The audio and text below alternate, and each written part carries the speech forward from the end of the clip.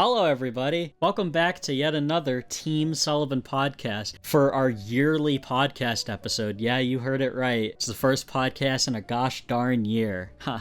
How crazy is that? This is your host, Papa Opie speaking. Hello. It's the first time I've introduced a podcast in many, many years, so hopefully it wasn't horrible. We are here with some pals of mine, and we're going to start it off with Tingle. Hello. Tamden. Hello. And Roach. Yo.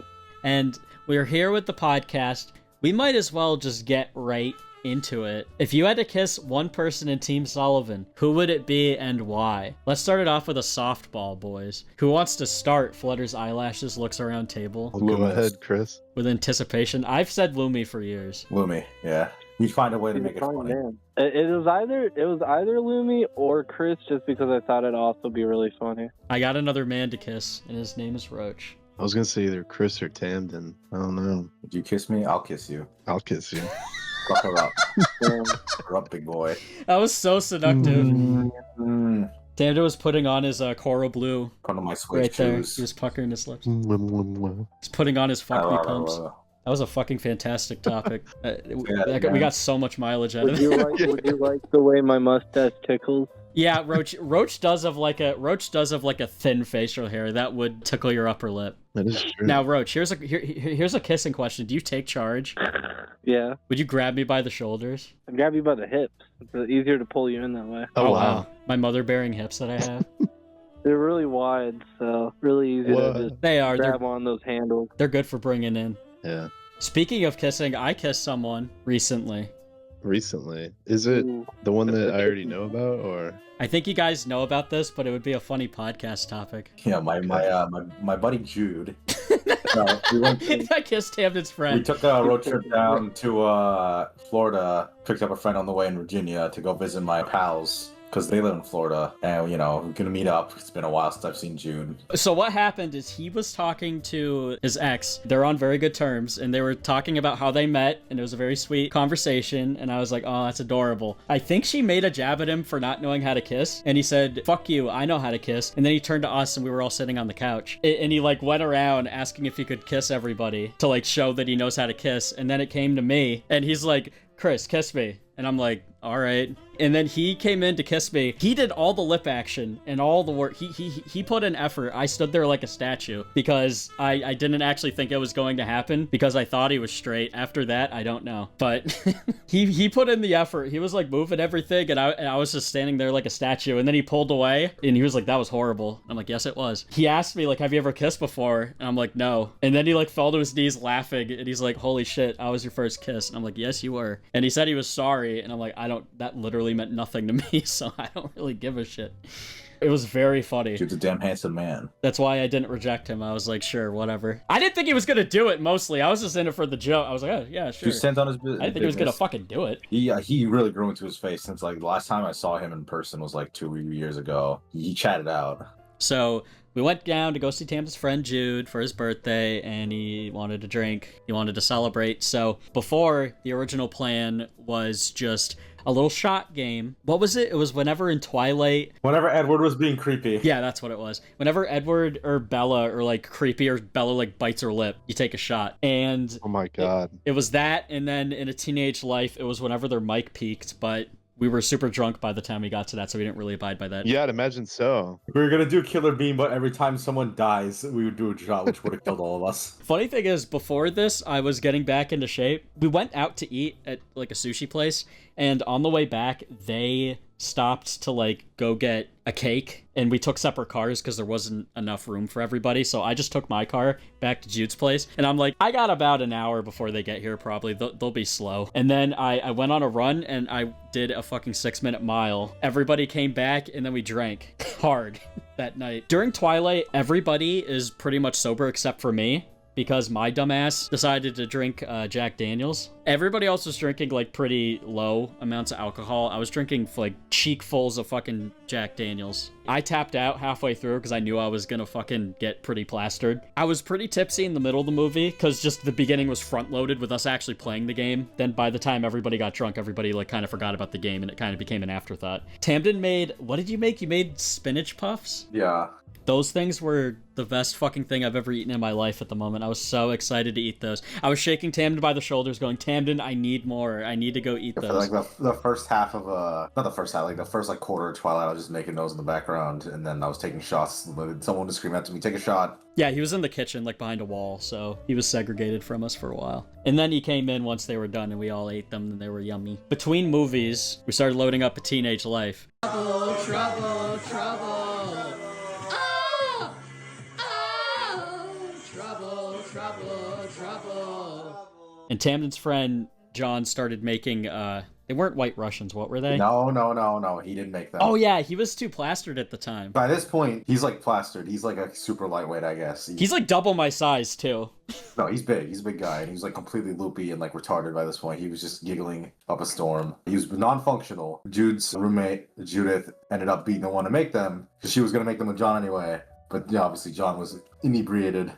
So they got made, and then we started drinking more. And again, John shouldn't be drinking anymore because he's a complete idiot by this point. Yeah, he kept going. My other friend Edwin, who was from the one we picked up from Virginia earlier in the day, basically he ate too much. John ate nothing. That's why he got drunk. So if he ate too little, Edwin ate too much. On the way back, I remember he was like, fuck, my stomach feels like it's about to burst. I'm like, that's bad. And then he drank. And then we had ice cream cake also beforehand because this was just a horrible combination of fucking we had happening. Ice cream cake and we put them on Zoo Pals. I have a video. I'll put it here of Tamden pretty drunk, the drunkest I've ever seen. Well, I haven't seen Tamden intoxicated at all. So I'm just filming Tamden and he's eating off a Zoo Pal's plate and he's giggling and he goes, "This is a stupid fucking duck," and he starts laughing.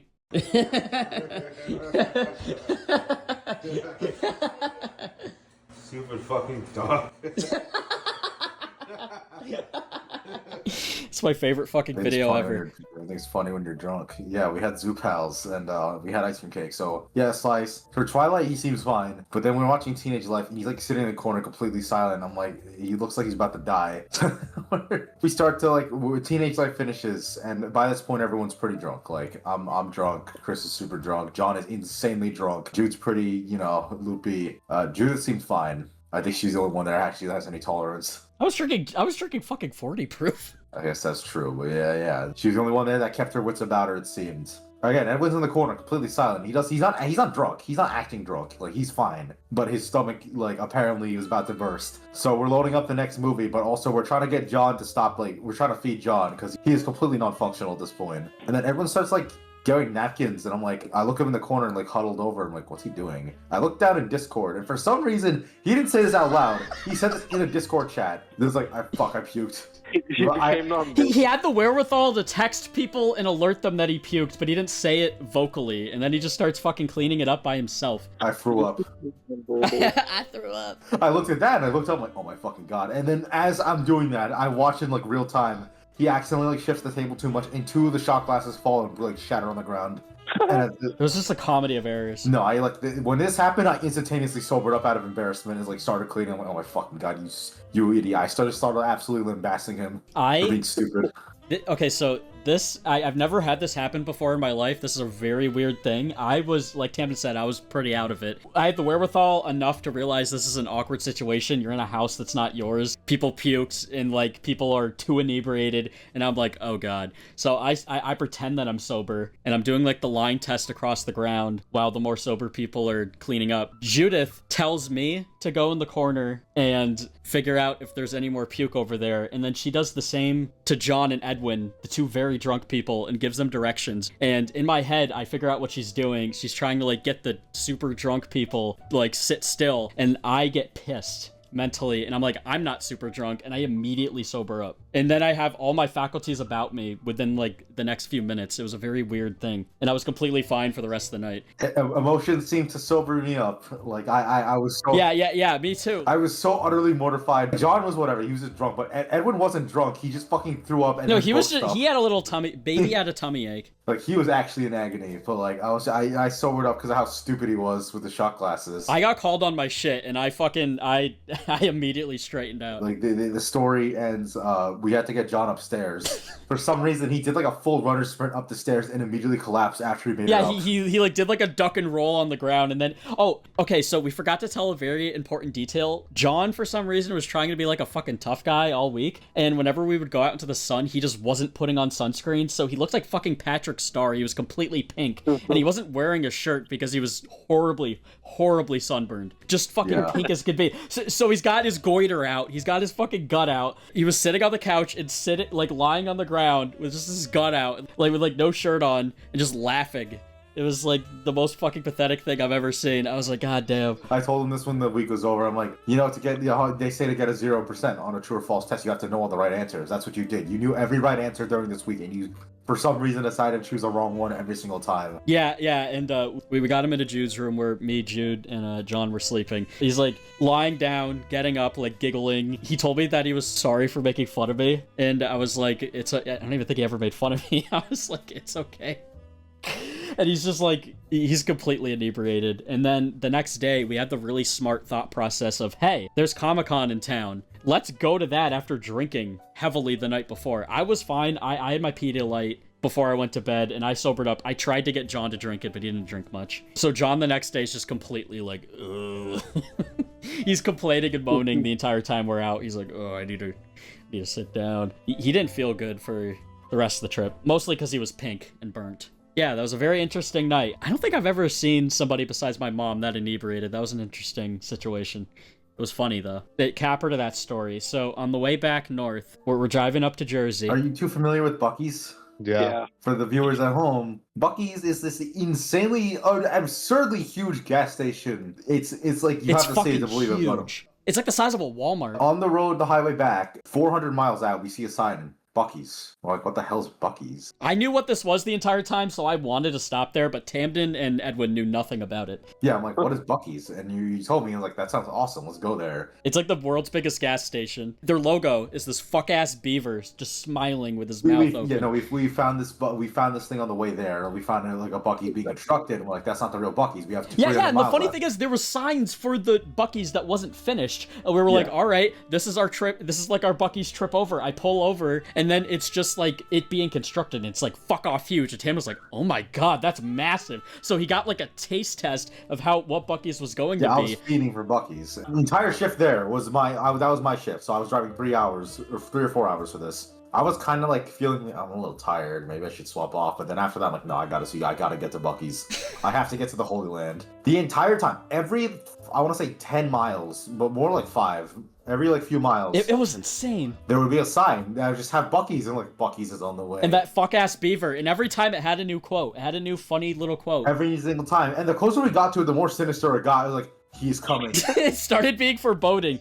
And also, the sky started to get darker. It looked like it was gonna fucking rain really hard. The sky was getting darker. And the last one literally just said, turn now. It said turn now like 5 times. There were like 5 signs saying Buc-ee's is here. Turn now, turn now. And by that point, it was every mile there was a Buc-ee's sign for 300 miles. It's not, but like, we got to Buc-ee's, and it's insane. First things first, there was like a statue outside. We took a picture of it. Yeah, I'll put that up here. Yeah, Edwin took a picture of us. And it looks, because of the lighting and the fog, it looks like one of those, like, you see it at the start of like a documentary, like, they would never heard from again. It looks like we got murdered. We got some sandwiches and stuff. We just took a look around and we lost Edwin for like a minute straight. We were laughing hysterically, and they're just pointing at Buc-ee everywhere. That stupid fucking beaver is plastered on everything they can fucking do. It's insane. I've never seen that level of advertising for something I've never seen in my life. Like I've never seen anything with Buc-ee's on it. People come to my work with Buc-ee shirts. I'm like, that's a good shirt, man. I fucking love Buc-ee's. As we leave, it starts pouring rain. Then Chris's car starts making this fuck-ass noise in the middle of the pouring rain. I'm like, oh. Like, the car just got louder. We didn't know this at the time because I don't know much about cars, and it was raining so hard, I couldn't get on my knees to, like, look under the car to see it. Basically, underneath my car, my muffler separated. It didn't fall off, but it separated, so it sounded like something was wrong with the engine. Like, the car got, like, 100 times louder. Like, it was so fucking loud. That little wombat heard you guys. And Tamden was like, Buc-ee's fucking cursed us, that stupid fucking beaver. I did not see the sun for the entire rest of the day after Buc-ee's. Once we left Buc-ee's, and it didn't stop until, like, we got to fucking Virginia. On the way back. So, on the way up, we stopped to, like, refill the oil for the car. And we stopped in this weird, like, little fishing lot. It was, like, really backwater. And it was like a completely random, like we just went to a completely random aside. It was a nice little place, but also kind of looks like the place you get killed by in hillbillies and horror movies. I actually liked that little fishing spot. I thought it was cute. No, it was nice. It was nice, but it also just had the energy to it. It was a nice little spot though, quaint. On the way back, again, completely random. This like us stopping here completely. It wasn't like a rest stop or anything. Us stopping here was literally just an aside. On the way back, we stop again to check the car, and I noticed, oh my god, we've pulled in the exact same area. And with everything else that was going on that day, I just got really paranoid after that point, kind of stressed out, like, what the fuck is happening? And on the way up, we went down a completely unrelated road, and we ended up at that fishing spot. I don't know how, like, you couldn't have fucking planned that. It was insane. It's just impossible, and it happened anyway. It creeped me out. It actually creeped me out. Like, That did creep me out. I was like, there's no fucking way that happened. That just happened. Buc-ee's brought a curse upon the land. I bought a little Buc-ee, because I needed to savor my Buc-ee. I bought a little Buc-ee, and I bought a Buc-ee cup. So I did bring the curse home with us, and Tamden was telling me that I needed to throw it out. To burn it. Honestly, I thought that would be considered you like paying homage to Buc-ee, so he would leave you alone. It's like a war. That's more like you took the mummy out of the tomb, and you've unleashed the curse. That's what that Buc-ee's curse was. Maybe that Buc-ee's was like made on an Indian burial ground or something like that. And now it's like, now the Native Americans are pissed. They're like, we don't want this goddamn beaver. It was in like South Carolina. I wouldn't be surprised. That Buc-ee's was built on fucking blood. It was weird. When me and Tamden were holding the little Buc-ee statue's hands, blood did pour out of his eyes, but we didn't think anything of it. We were like, whatever. You thought it was a feature? Yeah, well, everybody travels miles to see the Buc-ee marry, so... Yeah, for some reason, also did this weird laugh, kind of like Kefka from Final Fantasy VI. I do remember that. Yeah, he looked at me and go, whoa. The entire time I'm stressed out and I'm like texting my dad because he knows about cars, but he's not a magician, so he'd have to like fucking see the car to figure it out, what was wrong with it. And once I got back home, it was very obvious what was wrong with it because the fucking muffler was separated. I got it fixed now, but it was very stressful. We dropped his friend off, and he just wanted to get out of the car because none of us knew what was wrong with it. And I'm like, well, hopefully we don't die. And that's what I was thinking the entire ride. And that was our little Florida trip. There was more stuff that happened, but those were the two big stories from it. And also, with all the previous meetups with Tamden's friends, there's been never an illicit substance of any sort, which is very weird, because if I ever met up with you guys, there would definitely be a lot more of that. Are you telling me one of Tamden's friends ain't a booger sugar guy? No, not at all. Tamden's friends, we just sipped our Diet Cokes and talked about the good Lord, is basically how it went down most times. I did have a friend who was into booger sugar. You had a friend that was into booger sugar? Yeah, but he's been out since like 2018, because like I only knew him for like a year, because like he was also a racist. You were friends with a racist? A racist cocaine. Not like a genuine, but like he lived in like the South, and like he was just very loose with like offensive humor. I think we all were back then. It was kind of hard to really gauge. Yeah, he was he was very excessive with it. Like 4chan level type shit? No. You know, technically you all had a friend that was into booger sugar. Tingle. I know you've done it. I know. I did it. It was years ago. That's not into it. That's not like you're a fucking addict. Oh, you only do it once? No, I wasn't an addict, but I did it quite often, like back in 2022 and 23. I think that was like during the time that we weren't talking, though, because I was also when Dave, you got set down a dark path without us. Yeah, I that's when I also started drinking really heavily. That's when I was like on VR chat every single day. It was bad. Dude. Oh no, oh my god, that's why you were drinking, Brian. Jesus. That's the worst. That's the worst. We should get on. We should get on. I know somebody here who did the hardest drug of all. Turns head if they want to talk about it. Oh yeah, I did. I think I remember. It was like in my early days of smoking weed with friends and shit like that. Around the time, a lot of people were being like, oh yeah, acid was being introduced to me and other psychedelics were being introduced to me. And I was like, oh, I mean, like, psychedelics seem cool. And I looked into it. And as long as you are in a good environment and you aren't being overly stupid and high dosaging yourself to a point you can't control and contain yourself or whatever, you can enjoy yourself and not really have any issues. I was like, okay. My friends had a plug at the time that was like really popular in town, so a lot of people were also getting it from this dude too. The first acid trip was something else. Afterwards too, I like had a couple other acid trips, like a couple months or 3 months after my first one, I had like another, and 6 months later, I had like my third one. And then I was kind of weirded out by the fact that my first one was hyperactive and like a little more like bouncy off the walls kind of feeling to it that I didn't get out of the second or third one. With acid, there's very much like when you take it, it's like getting on a roller coaster that takes 8 hours basically. It's 8 hours long? An acid trip can be 8 to 10 hours long. Jesus Christ. It is a very long. It's like you're setting time for yourself to be like, this is why also a bunch of teenagers in like college do it, because that's people who have the fucking time to. You're clocking in when you putting that much commitment in. Good God. It is an 8 hour long, at least, roller coaster where you will get on. It'll take a sec, and then you start getting the gradual rise up the roller coaster. Basically, you kind of can feel yourself getting more and more elevated, more and more high, and more kind of tripped out feeling. And then you hit the peak a little bit, and that's where all the loops and turns and weird shit happens along the roller coaster. And then you hit your come down, and then you're kind of coming down. You might hit a couple bumps of peaking again a bit for a second, but then you keep coming down, and then you're kind of over with and tired. My first one was a lot more hyperactive, and I was always confused by that. And I didn't hear this until like 2-3 years later, but from a friend of a friend who knew the guy who's selling it, basically, he found out that guy was lacing it with methamphetamines. I'm not an upper guy. I personally have tried an Adderall from a friend of mine, and that shit gave me a panic attack instantly. So I'm not like a guy to like go out looking for any of that. So that was a very like, oh, okay. That would have sent me like fucking spiraling. That's insane. It was definitely like, oh fuck. But also, it was like 3 years. By that point, if it's one thing, it's cold to you like, the next day or the day after. Like that's like, yeah, it's gonna make me be like, holy fuck,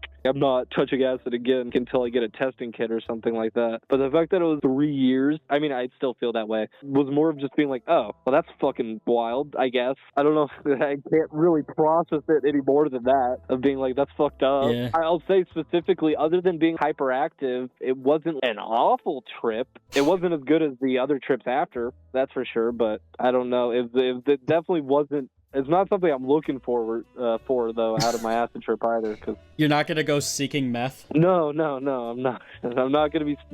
I'm not looking for a speedball version of my fucking acid trip. Yeah, that's fucking crazy. I just remember you telling me that story, and my jaw was on the fucking floor. I'm like, are you fucking kidding me?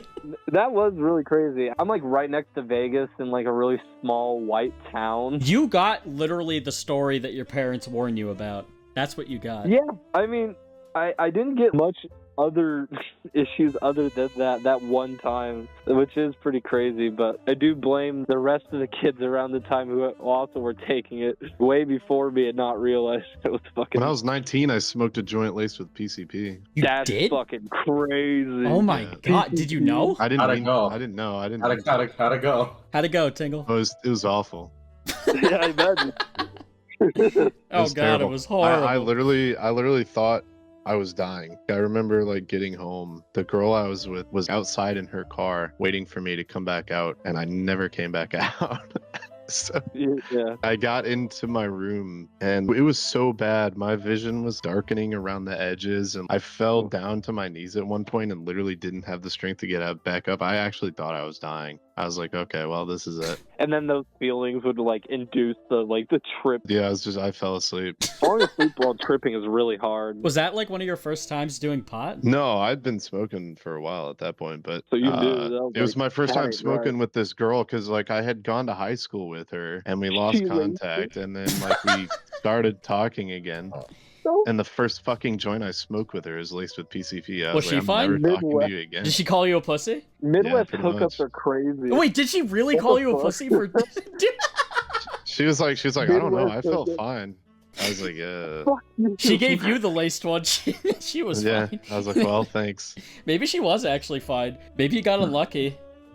Maybe you pulled out the short end of the stick there. Yeah. She was about to like fucking date rape you maybe or something like that, and you got out of there. It's a horrible thought, Roach. I gotta get out of here. That's a vibe. That's a vibe of drugging somebody though. That's fucked up. Well, You escaped the Yeah. dark path. yeah, I did. That was the snow grave route. It's good that you were in your room and not with her, passed it out. No, yeah, I went like into the house and just fell asleep. And then I guess she just fucked off when she realized I wasn't coming back out. So I'm not coming back out after I laced his joint with PCP. I did acid one time when I was 17. She just drugged you and fucking bailed. That's the only time I've ever done acid was when I was 17. It was right after I got out of a breakup, and I was with my ex's friend's family. Like it was her friend and then her friend's cousin and her friend's cousin's boyfriend. Like they all lived in like a trailer. I went over there, and the cousin's boyfriend was like, "Hey dude, like I was 17, this guy was probably like 26. He was like, I heard about what happened. I think I know a way to make you feel better." And he gave me a strip of acid. Roach is right. It lasted for like 9 hours. It was good influence. Did he tell you that before? Yeah. The only thing that I fucked up with is he gave me a half strip because it was the strips that you put on your tongue and they dissolve. So he gave me the half. He gave me a half strip, and like 30 minutes went by, and I was like, I don't feel nothing. So then I did another whole That is strip. always the worst thing to do. With any drug, you never do that. Dude, I was tripping balls, man. Yeah, Like, I imagined. we were watching Rick and Morty at one point. Hell yeah! This is Dude, this guy's so fucking funny. I was like, oh my god. And then he had an NES, so we were playing some Nintendo, and then he brought out the GameCube, and we were playing Ocarina of Time while listening to Strawberry Fields Forever by the Beatles. And then he brought out like this huge bowl of strawberries. Dude, there were probably like 50 strawberries in there. And I just started dying. Was he trying to fuck you? No, like it was the whole crew. Did he was lick there. his finger and like rim your asshole with his finger? Like, No, he didn't bring it out just for me. It was for everybody. Oh, okay. I was gonna say if it was just you two, it sounds really romantic. This did sound like he was lubing you up, like just you two sitting alone. I was gonna say it was all of us. There were 4 other people there. So then he brought out just a huge bowl of strawberries for everybody, and I just started dying laughing for like 30 fucking minutes. I thought it was the funniest thing ever that there was this huge bowl of strawberries while we were listening to Strawberry Fields Forever. Then one of the girls started having a bad trip, so they took her far away from me. Like they took her outside for a walk. Right. That was my acid experience. Well, at least you had good people around you to make the whole vibe decent. Yeah, I had good trip sitters for sure. Yeah. Now I'm just sober blue collar guy because I've grown past it all. Well, also, yeah, you're not a fucking kid anymore. That's high school shit. Yeah. The worst I've ever done is just getting crossed, and that's not that bad. I will say one thing is my friend Noah, he's been on the podcast before, when we were younger, in like middle school into high school, I used to go over to his place, and he's a huge pothead. We always used to smoke, and a few times we would do this thing where he wouldn't have any other way to basically smoke weed but in like a crushed like Coke can, basically. Okay, yeah. So I did that a few times, and this could just be like a engagement farming Twitter post, but I saw on Twitter the other day some guy did that for like his entire high school life for like 4 fucking years, almost every day, and he said that he went to the doctor a while ago and like the entire inner lining of his lungs got fucked. Yeah. And that made me very self-conscious. I was like, oh god, but I only did that like 3 times, so. You'll be fine. I will say that guy who's doing it like that often with like an aluminum can, what happens is when you heat up aluminum like that, you aerosolize it. If you get it like really hot too, and aerosolizing aluminum is really damaging to your lungs. Obviously, that's why it's good to just get an apple, carve a pipe out of an apple, and then you can eat the apple after. God, we're gonna call a bunch of druggies, huh, Tamden? I love, yeah, me too. I love pot. I do the weed too. Tamden does, and he orders a big old pizza. Nom. I was just gonna say that one of the 2 times I got high was just so I was like, I want a pizza, but I don't want to feel fat when I eat an entire pizza, so I'm gonna get high. So I like. I'm hungry. You have an excuse? Yeah. No, well, I only ate the pizza because I was high, guys. Yeah, no. Like, I need the munchies. And then I didn't get super hungry. Munchies. It wasn't. I didn't get that hungry, but like I still ate the entire thing in one go because I never stopped feeling full. That was the main thing. I'm like, damn. I didn't feel hungry. I still ate this entire thing. This is a superpower. There's a reason why a lot of potheads are hefty guys. Hello, Lumi. Lumi is joined. Hello, everyone. Hi, Lumi. How are you? You're normally the one who starts these. I had to do it for you. Yeah, I was watching the new Superman movie with my friends, so I had to take a little rain check. Since it's been so long, we can actually talk about this, and this is a fresh topic for the audience, but not for us because it's been a few months. But so, as we said previously, it goes back to our little Florida trip. When I was going down, Tamden told me he was getting a job. And I scoff at the idea of that because I've never known this man to have a job in his life. I'm currently not working, but I've been working basically since I got out of high school, even during high school. The fact that Tamden has a job and I don't was very funny to me. And like the tables are flipping. And I was actually there when he got the call back. He stepped into the other room and he's like, I got the job. And I'm like, awesome. I'm trying to get into the culinary professions, so I wanted just any kind of foodie job, really, just also for money. I like money. I work at Chipotle right now. It's pretty good. I like it. I'm not one of those people that hates their job. I continue my hatred for Squidward tentacles continues to grow. I mainly work at the cash register, so I know Squidward is just a fucking loser because it's the easiest job in the world. I get paid to be nice to people, basically. I work the food if I need to. Like, you know, I'm pretty. My position's supposed to be flexible ultimately, and I try to play it as flexible as possible because I like to. If I'm on duty, I want to be doing everything I can. I don't want to be doing nothing when I'm at work because like I'm here to do something and I can't actually, you know, do the things I'd be doing normally when I'm doing nothing. So that just means I'm sitting there bored out of my mind doing nothing. If that's the case, I try to do everything I can when I'm on the job. Do you have any horror stories? No, most customers are very nice. Earlier today, a woman came for the first time. I walked her through the entire process and she was like, I might come back here again thanks to you. And I'm like, that felt good. The main horror story is about a coworker. Oh, here we go. Juicy goss. In the last week. To be clear, the first time I worked with this guy was, I think, this Friday and Saturday of last week. So this dude's name, I won't say his actual name, but so I call him the Flush, I call him either the Flush or I've started calling him the Inverse Flash. Oh, okay. I thought this was gonna be related to turds for a second. I'm like, where the fuck is this going? No. Does he leave logs? The Flush or the Inverse Flash. He is so incredibly slow in everything he does. Saying he's all molasses is an understatement. He takes the maximum amount of time allotted to do anything. Putting on gloves, washing his fucking hands, everything. Everything he does takes so fucking long. And again, we need to be kind of fast. Look, we don't need to be super fast. We need to be kind of fast, you know? I have not received customer complaints even once until I worked shifts with him, and I got 5 in one shift. And every single time, the customers would thank me afterwards, like, thank you for taking over, like, thank you for helping me, and that guy was not doing it. Does it fall bad on the entire shift? Yes, that's the problem. I brought this up to my manager. Normally, I keep the shit to myself if, like, someone's annoying me. It's like, whatever, I'll deal with it. But, like, this is not a case of I'm being annoyed. This is a case of it is actually reflecting bad on the business, because I had a customer just straight up walk out because of him. He's really, the first things first, he's insanely slow. He's not, like, that rude. He's not rude to, like, us or anything, but, like, he was giving a customer some sass, but the main, like, okay, I went to the bathroom first. I stepped out. He was very slow, so I stepped out to the bathroom. I'm like, I'm gonna use the bathroom, so I'll be back in a few minutes. You know, keep an eye on things. And I walked out, and suddenly there was a huge line of customers after, like, the day being dead. They like to work very minimally with how many workers are on the job. Today, there was fucking 3 of us. I had no problem, like, keeping a handle on things. Normally, we have, like, 5 or 6 people. The Inverse Flash and another new guy who's still pretty... The other new guy's pretty slow, but, like, he's, like, trying. He's very clearly trying a lot more than Inverse Flash, and is, like, triple his speed, so I don't really mind him.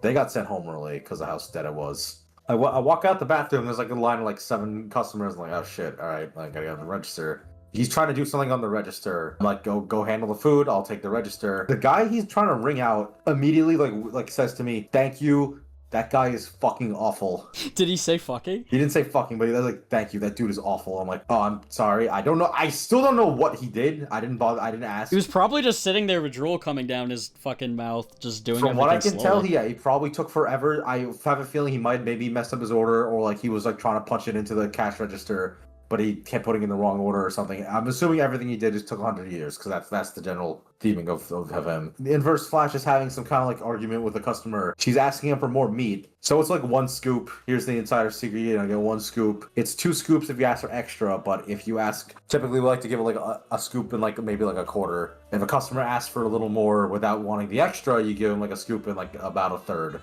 He hasn't given her the third. She asked for like half steak, half chicken, and he's like telling her, I can't give you anymore. He did not give her enough. I looked at it afterwards. He did not give her enough. And eventually she just got fed up. He's like, because she kept asking, can I just have a little more? He's like, no. He said no? Yeah, she got fed up and walked out. I was like heading over there to resolve the issue, but it was too late. So then I looked at it afterwards, and another customer is like, nice older lady. You know, I had no business, like, no issue with her. But she was telling us, like, oh, the customer was being very reasonable. Like, she was just asking for a little more meat, you know. And I looked at the bowl he made, and I'm like, yeah, there's not enough on this. I had to do every job for him because like he was supposed to be the one making food, but he's so fucking slow at it. It's not a matter of incompetence because it's hard to be incompetent at just shoveling food into like a bowl of pre-made food. He just kept pissing me off. So I was starting to lose it, like just slowly and steadily. I could feel myself getting short with him too. He's like 18 or 19, so I was trying not to like actually get those. Is he like a stoner? Is he like a burnout? No. He's just like a dude?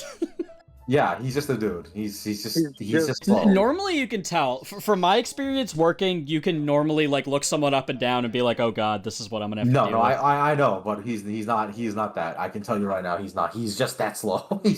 I don't know if he's doing it on purpose or something. I don't think he is. I think he's genuinely just on molasses. I don't know why. He's not like fat or anything.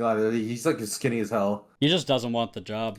I guess so. Another thing that annoys me is that apparently he's been working. He worked here since February, and he took like a month hiatus, which means he's actually my senior on the job. That's funny. So he should be more experienced and more effective than I am. Obviously, that is very much so not the case. Multiple times I had to keep getting on the line. He tried to like, I'm supposed to officially be working register. I'm good at customer service. I worked at my parents' restaurant for like a long time, just on and off, and I would always do customer service stuff. So like I'm used to this aspect of the job. And I think also because I'm one of the, a lot of people there are Spanish, or like Spanish is their first language. So I'm one of the like main English speakers. I think that's another reason, but I'm officially on register. I'm working the cash register. That's my main job. Food here, sir. We serve food here, sir. We serve food here, you fucking idiot. That's my main job. That's where I'm expected to be. Again, I play kind of loose. I try to be where I need to be if help is needed. If he sees this somehow, do your fucking job better. Some friendly advice from your coworker. Do your fucking job, please. I won't say it to your face, but do your fucking job, you dipshit. I was saying it to his face. Like, can you speed up a little more? Can you be a little faster? He kept saying like, oh yeah, you can get in line. I can do the register. I can do the register. And I thought back to the guy the second I walked up to him. You had like said, a That's So Raven. yeah, I was like, this dude is fucking. That dude is awful. I'm like, I'm gonna stay on register. You do this. If you need help, I'll get on the line. How about that? Because I know for a fact, if I need help on the line, he's not getting on it. I know that. How long did it take for you not to help him before you needed to help him? Pretty much every time like more than like one customer came in, I just get fed up watching him work so slowly. And I get on the line to get it done. You start tapping your finger, your eye starts twitching. Literally, no. I was working like a double shift basically. Again, I worked the line and register today. I got some help, but like there was only 3 of us. It was significantly less exhausting. The thing is, if I'm working alone, it's like tough, but like, whatever. But like if I'm working alone because I know my coworker there and he's stupid, it's so mentally draining. I have never been more exhausted after a shift than after working with him, especially twice in a row. The first day, there was more of us there, so I didn't really get the full brunt. I did just notice watching him work, he seems pretty slow. Then the second day, I had to like primarily work with him, and that was where I reached my fucking limit. So another thing that happened on that shift, I was talking with the shift manager. I asked her like, hey, what's that guy's deal? Is he new? Is he really new? And she's like, oh no, he's been working here since February. I'm like, so why is he so slow? Can you get him in training or something? And then she just looked me in the eye. She's like, oh no, we tried. He's just untrainable. That's the mark of a minimum wage job right there. They don't give enough of a shit to get rid of somebody. I'm like, why is he still here? It's because, Tamden, they don't want to go through the process of hiring somebody else. That's not the problem, because we actually have a ton of new hires. We've been getting new hires basically weekly. I don't know why he's still in the fucking role. Like, the thing is, I'm not the only person that's complained too, because he was also like, when I told her, I was like, oh, don't worry, I've already said my piece. And so was another person. And like, if you want to complain to the manager too, I don't want to seem like I'm bullying him. Don't like mention me, but like, please, for the love of God, say something also. All of us were there from like 10:30 to 11. This 5.5 hour shift that day. You don't get a break like that because like you don't need a break. The only time I need a break is because I'm hungry more than I need to rest. But there's like, it's so dead. She asked us like, who wants a break? Anyone want a break? And inverse Flash is like, me, I want one. Did you see the life shoot into his eyes? Did he fucking jump up like, yes. He literally did that, and I'm like, I didn't have the energy to say anything. Like, I didn't care about that. I was talking with my other coworker buddy, John. She asked if we want a break, and we both look at each other, and we're just like, there's like an hour left. We really don't need one. We're just hungry. We're not tired, so we might as well just wait. Then obviously, Inverse Flash comes over and goes, me. And I'm like, all of a sudden, I want it just so he can't have it, but I'm also like, I'm not To gonna just shove him out of the way. I'm not gonna be petty about this. He's like 3 or 4 years younger than me, but like that made my blood boil. I'm just like, you didn't do anything. You don't need you of all people don't You need didn't do anything. You don't deserve. You of all fucking people didn't do anything. Like you especially. We don't need a break. You especially don't need one. It got to the point where she told him to like bag chips because she was like, okay. She called me over. She was watching this. She called me over to like talk to me and like. It's like, okay, I've asked him to bag chips just to keep him off the line. Can you like handle them like from line? I'm like, yeah, I'll call you over if I need help. We're basically conspiring just to keep him away from anything that could be like interacting with customers in any capacity. And again, I don't really, if it's bullying, I don't care. He was actively damaging business. I've been waiting ever since I met you almost for the Tamden Work horror story, so I'm very glad you shared that. That's my only horror story. Otherwise, my job is very pleasant. My customers are always very nice. I'm nice to them. Where we have, I got some good rapport with some of them. I'm not fucking Squidward. I like my job. I've literally never liked my job. It feels good to serve people food and for them to appreciate. There's very, very rarely and occasionally like an angry, like bald white guy, but that's about it. I have damn near, I think, 30 horror stories, maybe more. Maybe it's kind of been working long enough, maybe also, but like otherwise, no. My only horror story so far is that one coworker. I could tell 100 stories about shitty jobs. I will also say, my mentality going into work is always, I want a fucking bullet in my head. I could be doing better shit with my time than doing this. And you seem to not have that because you're more mentally adjusted than I am. This is also a career path I want, so. Yeah, that's not editing. Whenever I'm at a job, that's me wasting time and me wasting energy on something that doesn't fucking matter. That's how I always think of it. Chris, I feel you on that. The only reason I care about it is the money, and I'm really sad because I make shit money. I only make like $14 an hour. Yeah, it's fucking dog shit. I know Roach is a really interesting one where he quit one of his jobs because he got threatened that he was going to get the shit kicked out of him. It was 7-Eleven. It was the first time I worked at 7-Eleven. It's now a different owner that I work for. Yeah, the first time around, I was working there for around like 6 months, and there was this guy named Chad, the guy that I was working with mainly. I do swing 2 to 10. Me and him didn't get along too well, but I just like dealt with him. I was just like, whatever, he annoys the fuck out of me, I'm just gonna go away and try not to deal with him. He was just like slow, didn't do much of anything, so I would have to do a fuckload. Like for the past like month, he was kind of coming in like a bit sickish or whatever, and just like being like, oh, I don't feel good, I'm not gonna do anything or whatever, and then would just like sit down basically. So I'd have to run around, deal with customers, and then like clean the store and stock food or whatever the fuck. I just like got kind of annoyed, and like one day he said like something along the lines of being like, oh, I don't feel good today or something like that, and I was just like, also by the way, this guy's like 40 years old, he has kids, he has a wife. I don't know if he does anymore. I did see him recently, and my god, does he not look the best. I basically go like, oh, like if you don't feel so good, why don't you just like stay home today or something like that? Like, why don't you just go home? And then he responds with, of course, why don't I kick your fucking ass? And I'm just like, okay, all right. I didn't really respond because I was very confused and like kind of stepped back, and the anxiety started setting in and being like, what the fuck? I knew that technically the office is basically a panic room. Like, you couldn't kick that door down if you wanted to, really. You'd have to have like a police ram to break it down. So I just fucking walked myself back into the back room and fucking locked the door, and I could see the cameras too at the front counter just to like make sure I wasn't like being followed. You were playing Five Nights at Freddy's. He clipped into the back room. And fucking, I call my boss, and I'm just like, at the time, and I'm like, okay, so I don't know what you're gonna do about this. Chad I'm working with or whatever just threatened to like kick my ass unpromptedly. He said he was feeling sick. I just responded, why don't you like go home then or whatever, or like call out. He just goes off on that or whatever. So I just walk back here, and I'm explaining that to my boss, and he basically like hears that, and he's like, okay, could you stay like for the rest of the day? Just completely disregarded what you just fucking told him. Yeah, I was like what, with him? He was like, yeah, just like try to like ignore him and not like be around him or something. And I was like, That's no. gonna kick my butt. Can you still say like the rest of the video? I was just straight up like, I this is one of those moments where I was like, okay, no, you're not gonna make me do that. That's insane. I'm gonna walk home. I told him, like, I'm gonna walk home, and you're gonna have to find somebody else to finish that shift because I do not feel safe. if that's what you're wanting to do. If you're not like basically going to get rid of him on the spot or whatever, call him, tell him to leave the store or some shit. I don't know. It took me to put in my 2 weeks for them to then be like, okay, yeah, we're firing him now. And him doing a couple other things. And then they were like kind of asking me to like stay, and I was just like, no. I think that's an insane response when somebody tells you that like and they weren't going to do anything about it either. Yeah. So like, why the fuck am I going to stay? Like, I don't feel safe under you guys. Like, that's fucking insane. A normal person, like even a shitty boss, would still be like, yeah, that's kind of crazy. That's illegal. That's going to cause issues. I don't have a story that I've never been threatened with violence, but I do have one pretty bad horror story. I also got, I mean, like by a random customer, I've been called the N-word, like hard R. By like a white guy? Yeah, by like a white guy who's like messed out or something. I don't fucking know. Do you give off like black energy or something, or was he just angry and he just needed to shout that out at somebody?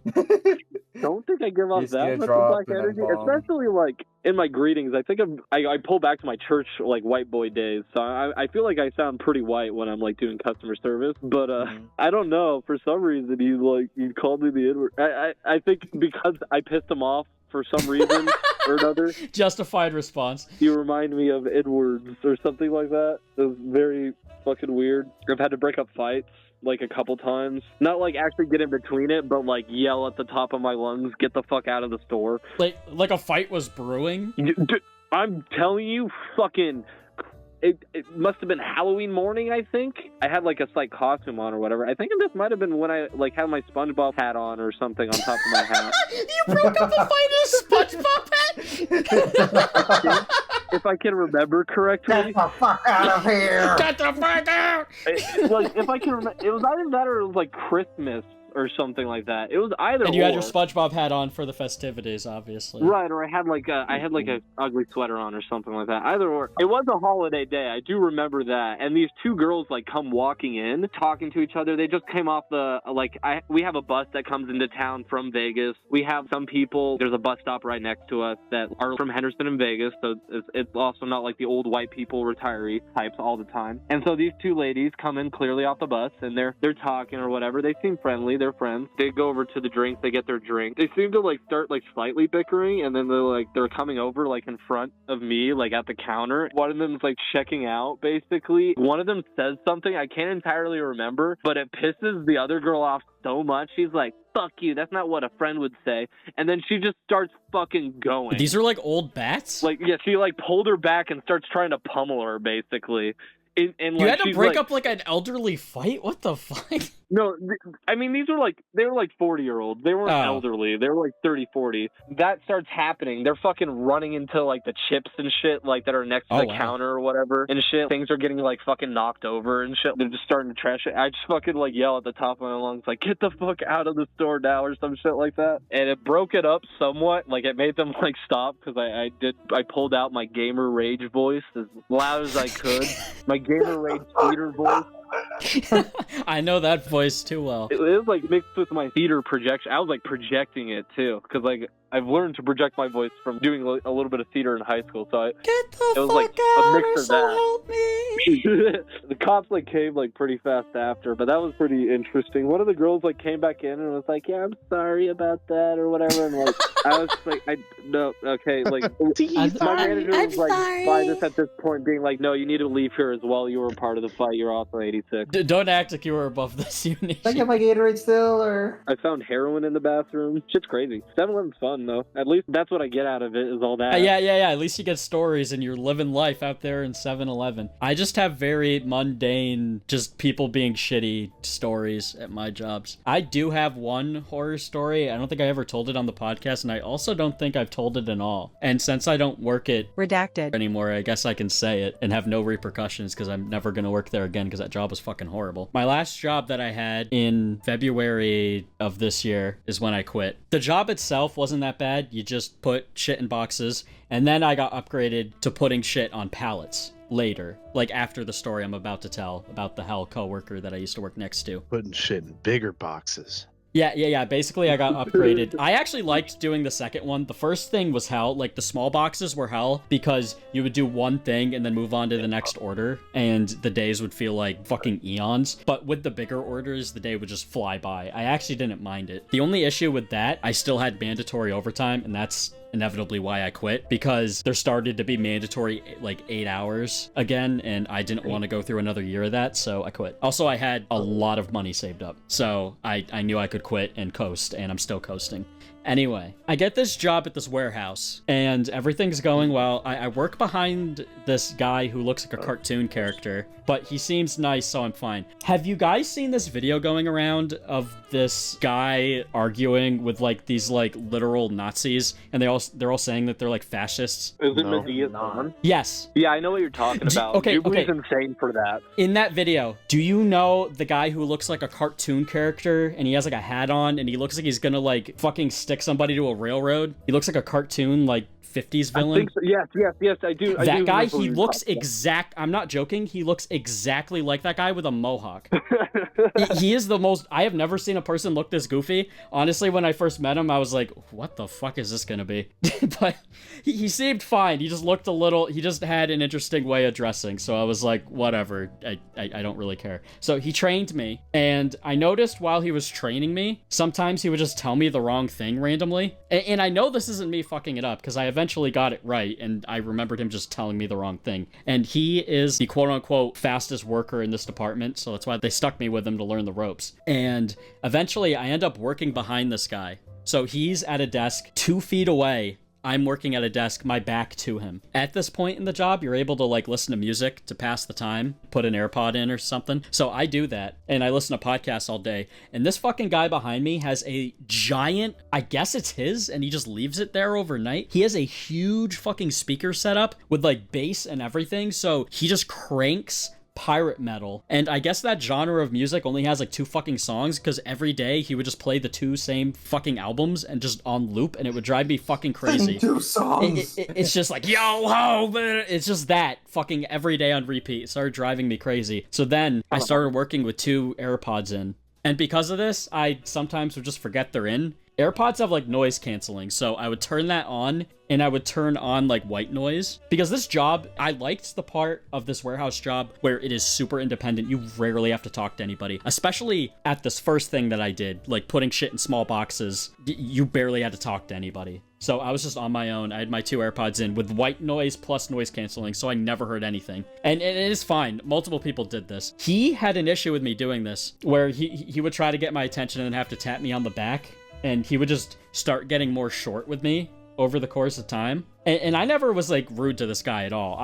From earlier in this podcast, whenever I work a job, I speak when spoken to. And this guy thought he was like the shit. He would talk to everybody and joke with everybody, but I don't really talk to anybody unless if I'm spoken to. This job was basically a punishment for me for not making it in editing. That's how I think about having a job like this mentally. So I just shut up and I just do my job and I go home. I don't talk to anybody. I don't go out of my way to talk to anybody unless if I need help with something, I have questions, something like that. And since I was new, every once in a while I'd ask him, oh, how do I do this or how do I do that? And sometimes he would just tell me the completely wrong thing, and then I'd end up getting in trouble. Like he'd tell me that for example, I would need to get something checked off to make sure that it's in the box correctly. Multiple times he told me to go do that, and then I'd go do it, and then my boss would be like, oh, you don't have to do that. He would just do that to, like, I guess, waste my time. At the time, I didn't think this, though. At the time, I was just like, oh, he probably just wanted somebody else to deal with it. That's whatever. Going into that winter, he started to get more pissy. He started, like, kind of trying to egg me on just at random intervals. For example, when he saw me put my 2 AirPods in, he would just crank his fucking music and just start singing and making noise, trying to like egg me. And I'd see him looking over his shoulder to see if it was pissing me off.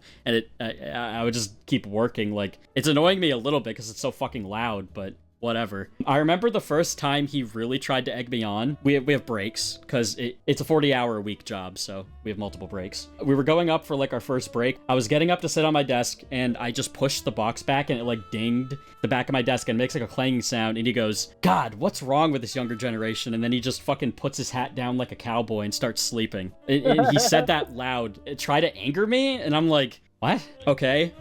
This guy's just a weird guy. Also, one time I saw him stub his toe, and he said, by Odin's beard. when he stubbed his toe. And completely sincere. I was like, what the fuck?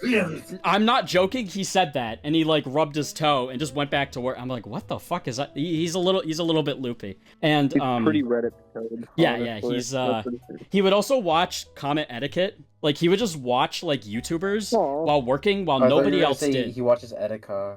No, he watches damn like it. internet comment etiquette, like, and he would just blast it at his desk, and nobody said anything because he was the quote-unquote fastest worker in the department, so nobody cared. The job was pretty laid back. What a good YouTuber to put a bad name on. What the fuck? I honestly never found him entertaining, and now that he's attributed to this guy in my head, I will probably never watch him. He put a bad taste in my mouth. When he was first training me, we were going into the back because he was showing me what to do if we were missing a product to like put in a box. We were walking back there and some chick walked by. He talked to her for 15 fucking minutes. Third wheeling, just standing there. I didn't know this person. They were just fucking talking like he was hitting on her and it was obviously not working. And he didn't realize it because he's fucking stupid. And then we had just kept on walking and he's just smiling, fucking a John in his step because he thinks he's getting laid later, but he's not. Speaking of that, one more, there's so many stories with this motherfucker I glossed over. There was this chick that started working in my department with him. Like I said earlier, he's the one who trains everybody because, you know, he's the fastest at the job. He's been doing it the longest. He's a shitty person, I will say. He does do his job, and they saddle him with a lot of bullshit that nobody else has to do, which is kind of bullshit, but he's a bad person, so I don't really feel bad for him. Anyway, this new person starts working here. A little, I'll be nice. It's a woman, a little unfortunate looking, missing a few teeth. Obviously kind of down on her luck. The entire time that he is training her, he's hitting on her, like catching glances at her, hitting on her, asking her out. And one day she's just not there anymore. And I'm like, I wonder what happened to her. She's not working in the department. This guy would skip work a lot to like go to his fucking pirate metal concerts, and he would also just leave early some days and just let other people do his job for him. One day she covered for him at the shift, and one of the people that do this job, like, because there's multiple tables of people doing this, it's not just me and him, they walk over and they're like, hey, what happened to you? You don't work over here anymore. And she's like, oh yeah, he wouldn't stop hitting on me. And then I got the hot goss. I was just listening to this. I didn't participate in this conversation. I was just hearing this from my desk. I took out my AirPods to hear this because I just wanted to hear people shitting on this guy because I hated him at this point. And she was like, oh yeah, he was hitting on me. Right before I transferred downstairs, he hit on me for one final time, asked me out on a date, and I said no. He threw down his hat and walked out. Basically like a toddler, he like pouted and walked out and started calling her Like names. Mario losing a level. He started like calling her names and like a fucking skank and just walked out. You skank, you won't date me, you whore. Yeah, you won't date me, who looks like a fucking like cartoon villain from the 20s with a fucking mohawk for some reason, completely clashing. I'm just picturing Wario with the mohawk. At no point in this am I ever aggravating this guy. It's always him trying to get a rise out of me to like fucking go to report me. At one point, he pulls me aside by the shoulder. He has his arm on my shoulder this entire time. He's like, buddy, if you hate me, just say something. And I'm like, I don't hate you. He's like, why don't you talk to me? And I'm like, I don't really talk to anybody. I do my job and I go home. Like I said that to him. Like I said, I don't hate you. And he's like, yeah, okay.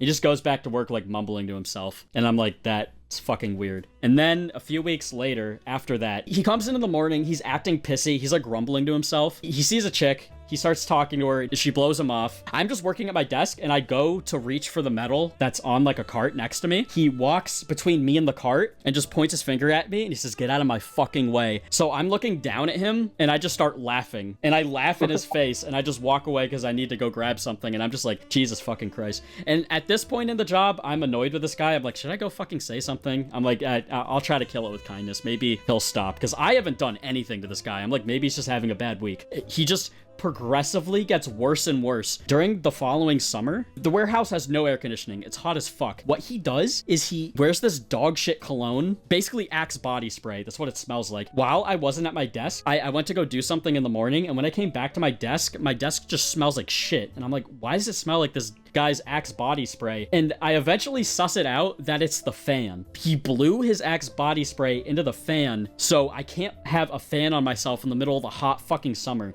So I just shut off my fan and I have to sit there without a fan. My lord. He did this to me just to fucking spite me. And this was the point where I was like, all right, I need to say something or I'm gonna fucking quit. This is insane. I'm waiting for him to do this again.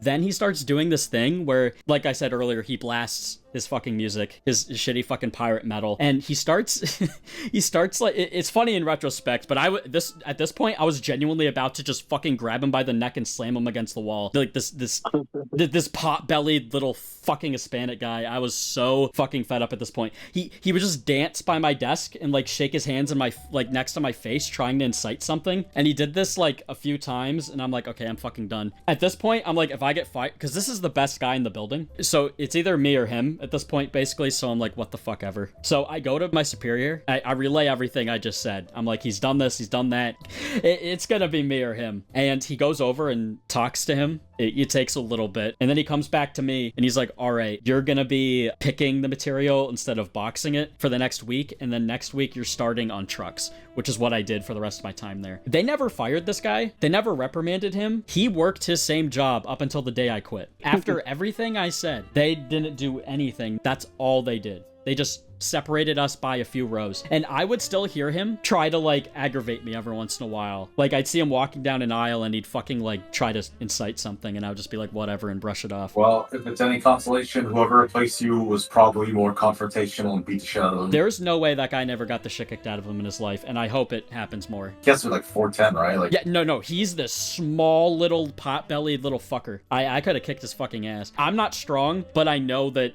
I've worked out in my life, and that guy, he's a little fucking dweeb compared to me, and that's saying something. Another reason why I quit is because a month leading up to when I quit, he started doing trucks too, so he was closer to me, and I started to be able to hear his music from my desk. I'm like, God fucking damn it. And I knew he got closer before I even knew he was doing trucks. You have to weigh your pallet whenever you get one done, so I would have eventually had to confront him at that weighing station. So I was just like, yeah, I'm done. I put in my 2 weeks, and my boss was fucking like, oh, is something wrong? Like he was immediately trying to not make me quit. The entire time for those 2 weeks, every day he's like, are you sure you want to quit? Like they really didn't want me to quit.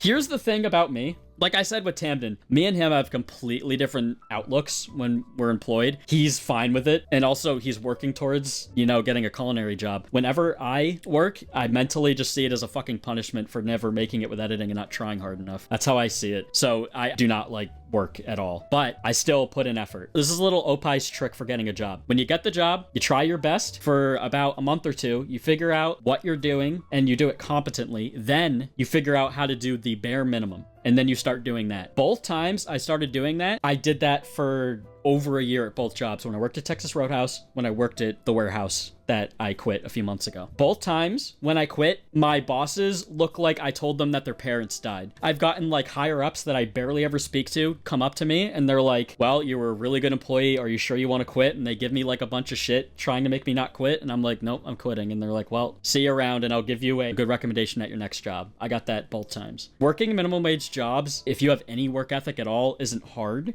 You just have to learn how to put in a bare amount of effort to make it tolerable to get through the day. That's all you need. And also make sure you're not working a hell gig like I was at that warehouse, because I wouldn't put that on my worst fucking enemy, putting up with that for over a year. That was probably the worst work experience I've ever had. My superior there, when I was like, hey, this guy's bothering me, he is 100% a Trumper and a racist. When Trump got elected, he came up in the morning, we had a morning meeting, and he's like, well, anybody who's missing today, we know why they're missing, and they're in the wrong. God's smile is shining a bit brighter today. He said that and then sent us all off to work. I will say, I got a lot of donuts that day. People brought in donuts and coffee when Trump got elected, and I got a little Trump donut. I got a donut. You know what? You got a Trump donut too? Yeah, no. My teacher brought us donuts like around like that time when Trump got elected.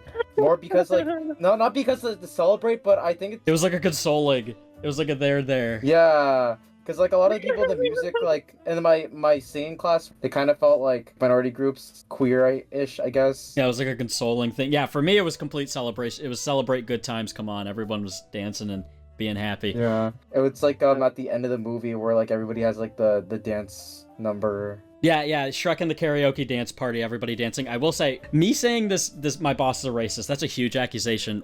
Now, this is the kicker. Minus, somebody supports Trump. They may not be a full-fledged racist, but, it's pretty a foregone conclusion. Like, a few months before I quit, I went on a ski trip with my family, and my boss walked over to me. Like, he was always nice to me. I'm a little white kid. I do my job. I do my job well. He always liked me. And he's like, oh, so you went up to Canada? And I'm like, yeah, it was fun. We went on a little ski trip up there. And he's like, yeah, well, we don't mind those guys coming down to America. It's not like the Mexicans coming up, right? And he nudges me on the arm, and I give out like a I fake a laugh, and then he walks away, and I'm just like, Jesus fucking Christ, I'm with a bunch of hicks. All right, we got one question that we actually have to get through, and then we'll end it. So this is from our buddy Theo. This is a Minecraft question. The Copper Golem is yet another thing Mojang has brought to the game that encourages a slightly more optimized and techy playstyle. Would you stop playing Minecraft if Mojang went full tech mode, like Tech It? Would you be happier? Where would you draw the imaginary line between vanilla and modded? Personally, I never found the Tech It mod engaging. I thought it was too many menus, not enough, like, it didn't feel like playing Minecraft. It was more just like, it kind of felt like an RTS for me, where it's a lot of like menus and shit like that. It was very boring to me. Where I draw that imaginary line is I want the create mod in Minecraft, like vanilla. The create mod with levers and conveyor belts and engines, like everything actively moving and being visibly changing in the world. Basically, like that's why I like the tech side of create, because it's like a cooler Redstone. It's a much more laggy version of Redstone too, but... What if Minecraft went through the Industrial Revolution? I'd like to thank you all for watching, and we were here with Tingle. Good night. We were here with Lumi. Hi, guys. We were here with Roach. Goodbye. And Tamden. I Tamden is definitely lying on his bed right now. am. Okay, we're all gonna go tuck ourselves into bed just like Tamden did. Good night, sleepyheads. Good night! Good night! Good night.